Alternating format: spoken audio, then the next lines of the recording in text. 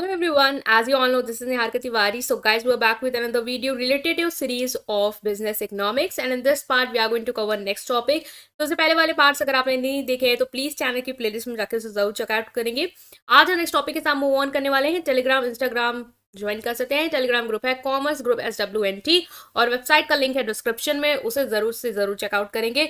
So guys, video को start करते हैं। So without any further delay, let's start this video. So now guys, in this video we are going to discuss this topic, that is perfect competition market, meaning, features and revenue curves। ठीक है, इससे पहले हमने brief में सारी markets को समझा था। अब हम वन बाय वन डिस्कस करेंगे परफेक्ट कंपटीशन मार्केट क्या है। ठीक है, तो परफेक्ट कंपटीशन मार्केट एक ऐसी मार्केट सिचुएशन है जहां पर हमने कल भी बताया था कि बायर एंड सेलर्स क्या है, लार्ज नंबर, मतलब बायर्स भी बहुत ज्यादा है, सेलर्स भी बहुत ज्यादा है। किस प्रोडक्ट में डील कर रहे हैं सेलर? होमोजीनियस प्रोडक्ट में, मतलब एक जैसा गुड्स बेच रहे हैं सबके सब। किस प्राइस पे? फिक्स्ड प्राइस पे। प्राइस फिक्स्ड है, मतलब कोई भी सिंगल सेलर प्राइस को इन्फ्लुएंस नहीं कर सकता। वो कल ये नहीं कह सकता कि मैं जो है प्राइस कम प्राइस में बेचूंगा। अगर वो बेचता है तो बाकी सेलर्स कम प्राइस में बेचे तो हाँ, बाकी सेलर्स उसके ऊपर हावी हो सकते हैं भाई कि ये कैसे। ठीक है, दूसरा वो अगर बोलेगा मैं ज्यादा प्राइस में बेचूंगा, बेसिकली ज्यादा प्राइस बढ़ाने की बात करें, क्योंकि भाई वो चाहेगा उसका प्रॉफिट भी बने।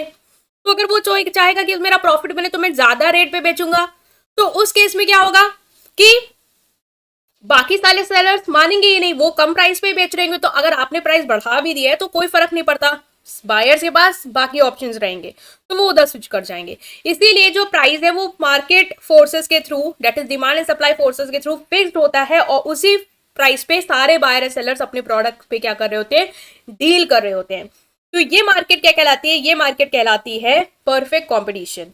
Homogeneous goods are good of similar shape, size, quality. In other words, perfect competition market, sellers sell homogeneous product at fixed price determined by the industry, not by the single firm.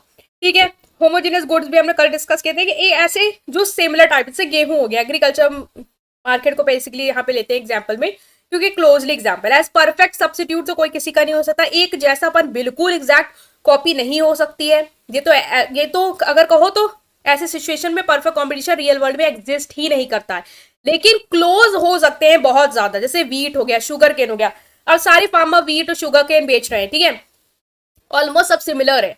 इसीलिए price सबने क्या किया है, set कर रखा है एक जो कि फिक्स्ड है, इसी प्राइस पे बेचेंगे। ठीक है, उसी प्राइस पे एक जैसे गुड्स को क्या कर रहे हैं, सेल कर रहे हैं लार्ज नंबर ऑफ सेलर, और बहुत सारे बायर्स हैं जो खरीद रहे हैं। नेक्स्ट आता है फीचर्स के बेसिस पे अगर हम परफेक्ट कंपटीशन को और बताएं तो पहला है कि बायर है सेलर सबसे ज्यादा है, जो कि हमने डेफिनेशन में पढ़ा। गुड्स होमोजीनियस है। एंट्री की बात करें और एग्जिस्ट की बात करें तो कोई बैरियर नहीं है, मतलब अगर ज्यादा ज्यादा एग्रीकल्चर फार्मर्स आना चाहते हैं, ठीक है, नए फार्मर्स भी आना चाहते हैं मार्केट में बेचने के लिए, आ सकते हैं। कुछ फार्मर जिनको लग रहा है नहीं यार मार्केट में मेरा नुकसान हो रहा है, वो जाना चाहते हैं मार्केट छोड़ के, वो जा सकते हैं। तो उस पर कोई भी एंट्री एग्जिस्ट पे बैरियर नहीं है ऐसे मार्केट में। Next is market share percentage does not matter. Market share का percentage does not matter, as आप इन्फ्लुएंस नहीं कर रहे हैं प्राइस को, उस स्थिति में नहीं है। वन बाय वन फीचर देखेंगे तो होमोजीनियस प्रोडक्ट तो मैं आपको बता चुकी हूँ, प्रोडक्ट जो आप बेच रहे हैं वो होमोजीनियस है, मींस वो शेप, साइज, क्वालिटी, कलर में क्या है, आइडेंटिकल है almost. As the goods identical तो उनको हम इजिली सब्सटीट्यूट कर सकते हैं, which result in zero specific preference of the buyer from the particular cell.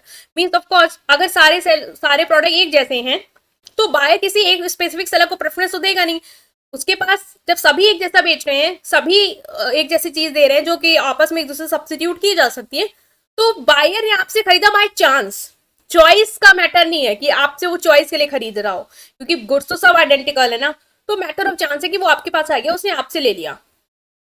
Next is very large number of buyer and seller. Buyer and seller बहुत ज्यादा है perfect competition market में। It means the number of buyers in the perfect competition is so large that the total share of single buyer is insignificant to the total purchase. इतने ज्यादा buyer हैं कि एक buyer का जो भी portion हम कहें मार्केट के पूरे शेयर में है टोटल परचेज में, बहुत ही इनसिग्निफिकेंट। मान लो 10 अरब बायर है तो एक बायर का जो कंट्रीब्यूशन है, ठीक है, उसका जो बाइंग है, ऑफ कोर्स वो एकदम क्या है, नेग्लिजिबल है। A single buyer cannot influence the price of the product in the market. तो अगर वो कहेगा नहीं कम प्राइस पे दो मुझे, तो कोई फर्क ही नहीं पड़ेगा सेलर्स को, भाई उसके पास एम्पल ऑफ अदर बायर्स हैं, तो आपसे कहेगा कि आप जाइए। ठीक है, तो ये स्थिति होती है क्योंकि भाई बायर्स बहुत सारे, इसी तरीके से सेलर्स भी इतने सारे हैं कि सेलर्स को आपस में क्या है, प्राइस लेना ही है जो मार्केट में चल रहा है, वो अपना प्राइस नहीं हाई करके बता सकते, क्योंकि फिर बायर्स के पास इतने ऑप्शंस हैं, सब एक ही जैसा दे रहे हैं, तो वो दूसरों के पास चला जाएगा। तो इसकी वजह से number of buyer and sellers की वजह से ये स्थिति भी देखने को मिलेगी। Because of large number of buyer and seller the firm under perfect competition are just price taker, वो प्राइस लेते हैं जो चल रहा है मार्केट उसी प्राइस पे बेचते हैं, वो प्राइस का ओपिनियन नहीं दे सकते। It means that firm do not have any option over the price of the product and have to just sell the product at the price determined by the industry. In the same way, buyers are also just price taker and cannot influence the price of the product in the market by changing their demand. Buyer भी भाई इतने ज्यादा buyer है, एक buyer अपनी demand कम भी कर दी कोई फर्क नहीं पड़ेगा, तो आपका प्राइस, तो दोनों लोग क्या है, प्राइस टेकर है, जो मार्केट में चल रहा है उसी प्राइस पे वो खरीद रहे हैं, उसी प्राइस पे वो बेच रहे हैं, कोई प्राइस को इन्फ्लुएंस करने की स्थिति में नहीं है यहाँ पे परफेक्ट कॉम्पिटिशन में। ठीक है, नेक्स्ट जो फीचर है वो है कि freedom of entry in exist of the firm, की जो परफेक्ट कंपटीशन होता है वहाँ पे seller under perfect competition market have freedom of entry in exist.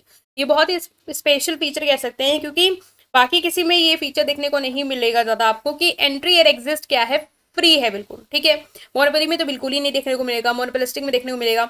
यहाँ पे क्या है, freedom of entry and exist, मतलब क्या है कि जो सेलर है वो जितने भी, जैसे कोई सेलर मार्केट में नया आना चाहता है तो वो आ सकता है, उस पर कोई बैरियर नहीं, कोई लाइसेंसिंग ऐसा नहीं है। और अगर कोई सेलर जो है वो एग्जिस्ट करना चाहते हैं कि मार्केट को छोड़ के जाना चाहते हैं, उनको लग रहा है लॉस हो रहा है, तो वो जा सकते हैं freely. It means that there are no artificial restriction or barrier to the entry of the new firm and exist of the existing firm. This feature of perfect competition ensure that the abnormal profit and abnormal loss do not exist in the long run. Abnormal profit, abnormal loss जो है वो long run में न exist करे। अब देखो जैसे कि क्या हुआ कि मान लो एक फर्म, एक मार्केट है, उसमें सप्लायर्स जो है, वो जो सेलर है वो हैं, काफी ज्यादा सेलर्स हैं।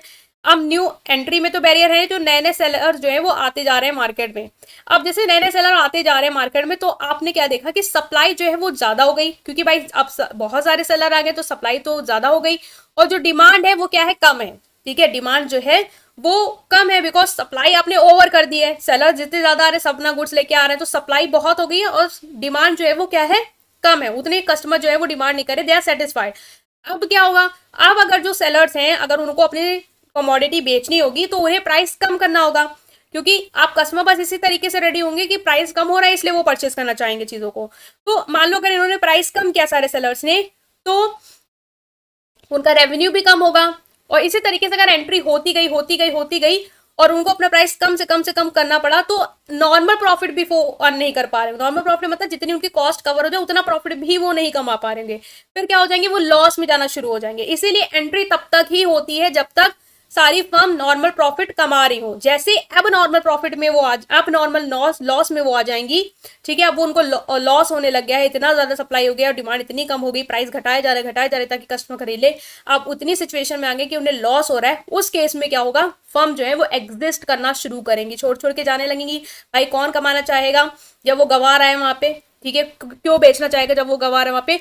और जैसे वो एग्जिस्ट करना शुरू कर देंगे, एग्जिस्ट भी तब तक होगा जब तक सारी फर्म नॉर्मल प्रॉफिट पे अर्न करने पे ना आ जाए, तब तक सारी फर्म छोड़ती हुई जाएंगी। जैसे मार्केट में फिर से बैक टू नॉर्मल प्रॉफिट आ जाएगा, एग्जिस्ट जो है वो स्टॉप हो जाएगा। तो ये होता है आपका freedom of entry and exist. अब नॉर्मल प्रॉफिट क्या होता है, अब नॉर्मल लॉस क्या होता है। एक फर्म को नॉर्मल प्रॉफिट अर्न करना है, मतलब कि मिनिमम प्रॉफिट जो फर्म को चाहिए अपने बिजनेस को रन करने के लिए, वो होता है नॉर्मल प्रॉफिट, कि उसका प्रॉफिट भाई इतना हो कि उसका बिजनेस जो है वो चल जाए। ठीक है, बिजनेस रन कर जाए, सर्वाइव कर जाए, और जो टोटल कॉस्ट है फर्म में उसी में उसका नॉर्मल प्रॉफिट जुड़ा होता है, इंक्लूड होता है। एब नॉर्मल प्रॉफिट क्या होता है कि जब एक फर्म एब नॉर्मल प्रॉफिट कमाना शुरू कर दे, मतलब कि बहुत ज्यादा पैसा जो है वो बनाना शुरू कर दे, जो उसकी टोटल कॉस्ट है उससे भी ज्यादा एक्सेस में अमाउंट कैसे करेगा, मनचाहा प्राइस कोट कर रहा है और बायर से मनचाहा हाई प्राइस पे उसको बेच रहा है, उस केस में क्या वो एबनॉर्मल प्रॉफिट कमाना शुरू कर देगा। एबनॉर्मल लॉस क्या, भाई उसको प्रॉफिट इतना भी नहीं हो रहा है कि उसके टोटल कॉस्ट भी कवर हो जाए, वो शॉर्टेज है उसकी अमाउंट ऑफ अर्निंग में। तो अगर जब परफेक्ट कंपटीशन क्या इंश्योर करता है कि नॉर्मल प्रॉफिट रहे, मतलब कि ना एबनॉर्मल प्रॉफिट किसी सेलर को कमाना पड़े, ना ही एबनॉर्मल लॉस में उसका कोई नुकसान हो। क्यों, अब जैसे कि एबनॉर्मल प्रॉफिट है कि उस एक्सेस कमा सकता है, कब कमाएगा, जब भाई सेलर कम हो जाए।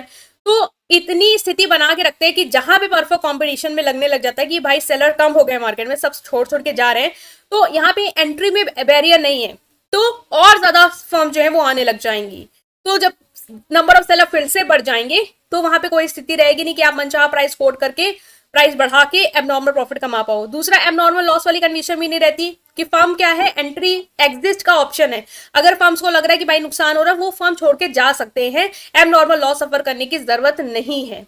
तो एबनॉर्मल प्रॉफिट और एबनॉर्मल लॉस वाली स्थिति परफेक्ट कॉम्बिनेशन में due to no restriction in entry और एग्जिस्ट ही नहीं करता, नॉर्मल प्रॉफिट ही रहेगा। Perfect mobility of factor production. The factor production such as land, capital, entrepreneurship and the perfect competition market are perfectly mobile. Main जो factor production है जैसे land है, labor है, entrepreneurship, वो perfectly आ जा सकते हैं, उसमें भी कोई restriction नहीं है, free है movement, तो इसकी वजह से क्या होगा, कॉस्ट राइज नहीं होगी, प्राइस ज्यादा बढ़ेगा नहीं। नेक्स्ट इज परफेक्ट नॉलेज है बायर सेलर। बायर सेलर के पास परफेक्ट नॉलेज है, मीन बायर को भी पता है कि प्रोडक्ट का मार्केट प्राइस क्या है, कैसे प्रोडक्ट का फीचर है, क्या चल रहा है, सेलर को भी मार्केट के बारे में अवेयरनेस है। तो यहाँ पे कोई भी सेलर जो है वो हायर प्राइस नहीं चार्ज कर सकता बायर से, क्योंकि बायर जो है वो अवेयर है।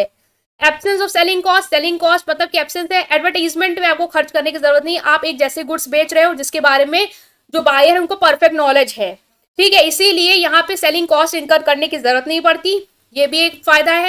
Absence of transport cost, since price में यूनिफॉर्मिटी है इसलिए एज्यूम किया जाता है कि यहाँ पे कोई भी ट्रांसपोर्टेशन कॉस्ट भी नहीं बेयर करनी पड़ रही है फर्म को।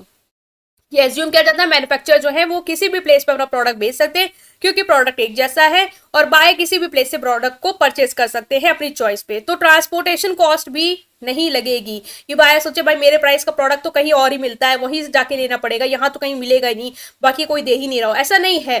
प्रोडक्ट आइडेंटिकल आपको हर जगह अवेलेबल हो रहे हैं, तो आपको इनकट करके जाने की जरूरत नहीं है, ना ही सेलर को इनकट करके कॉस्ट, ट्रांसपोर्टेशन कॉस्ट कहीं स्पेसिफिक प्लेस पे आके उसको बेचने की जरूरत है, ठीक है। तो ये भी है कि एब्सेंस है आपकी ट्रांसपोर्टेशन कॉस्ट की। तो ये सारे फीचर्स गाइस आपको याद रखने हैं कि होमोजेनियस प्रोडक्ट पे डील कर रहे हैं, large number of buyer and seller है, मीनिंग में ही था, एंट्री एग्जिस्ट पे फ्रीडम है।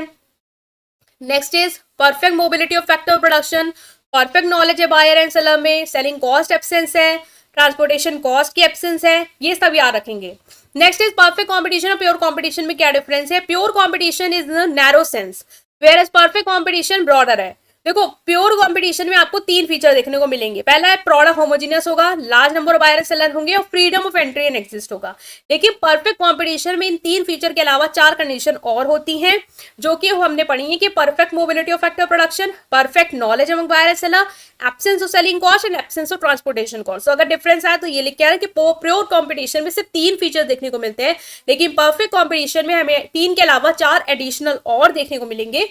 Then we will classify that market as a perfect competition, not as a pure competition. Demand कर की बात करी जाए तो हमने क्या बताया कि परफेक्ट कंपटीशन में जो सेलर है होमोजीनियस प्रोडक्ट बेच रहे हैं एक ही प्राइस पे, ठीक है, जो किसने फिक्स किया है, मार्केट ने फिक्स किया है, ठीक है।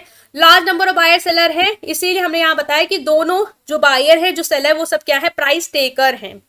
डिमांड कब कैसा बनेगा, perfectly elastic demand curve, means एक फिक्स्ड प्राइस पे, प्राइस फिक्स्ड है तो हमने देखा डिमांड में क्या है, प्राइस फिक्स्ड है, इसी पे आपकी जो डिमांड है वो बढ़ रही है घट रही है, ठीक है। फर्म और बायर क्या है, प्राइस टेकर है, तो परफेक्टली इलास्टिक डिमांड कर्व देखने को मिलेगा। इन द अबव अगर ग्राफ देखो, horizontal straight line parallel to X axis, demand का the firm under perfect competition, as the price of the good is determined by the market with the help of demand and supply of the good in the market, every firm has to sell the product at this price.